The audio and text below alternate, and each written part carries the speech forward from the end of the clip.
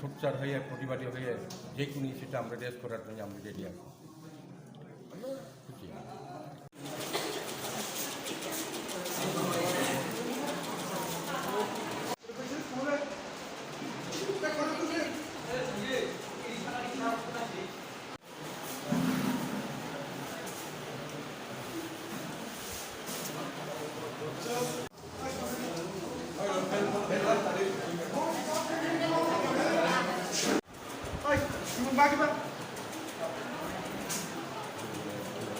আপনার চরিলামবাসীর উদ্দেশ্যে কি বার্তা দিতে চান? খুবই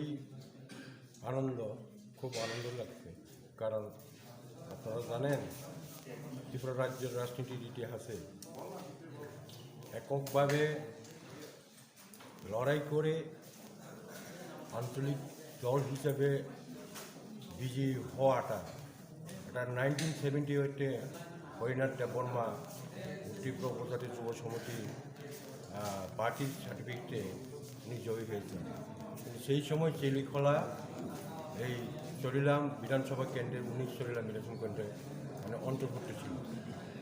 কিন্তু চরিলাম কেন্দ্রের এইবারে সেই সময় এর ডিমার্কেশনের জনসংখ্যা এইবারে 2023-এর ডিমার্কেশনের জনসংখ্যা বহুত ফারাক আছে।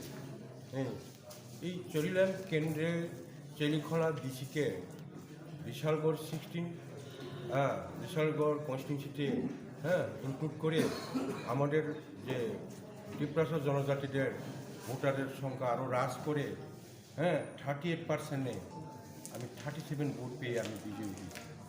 এটা আনন্দ ছাড়া কী আছে? প্রথম কাজ কি থাকবে? প্রথম কাজটা আমার যে বক্তব্য আমার স্ত্রীকে আমি যা বলেছিলাম তাই হবে। রাস্তাঘাট শান্তি স্থাপন করা, গণতন্ত্র পুনরুদ্ধার করা, এটি আমার প্রথম কাজ হবে। আমি বিধানসভাতে সাবমিট করে এসেছি কোয়েশনারে পোস্টপোল ভায়োলেন্স চরিলাম কনস্টিটিউশন কেন হচ্ছে, এবং মাননীয় হোম মিনিস্টারকে আমি প্রশ্ন করার জন্য আমি সাবমিট করে আসছি। আমিও তাই বলেছি। তো তাই নয়, চরিলাম কেন্দ্রের কী কী দরকার হবে, কী কেন হয়নি, আগে কেন হয়নি, তার কারণটা কী, আর কারণ যদি করার পরিকল্পনা থাকে কেন করা হয়নি, তার কারণটা কী, সেটাও সাপ্লিমেন্টারি প্রশ্ন মানে কোয়েশ্চেন সেটের তাকে প্রশ্ন করা হবে। আমি সেরকম এই বুবা MLA-র মতন নয়।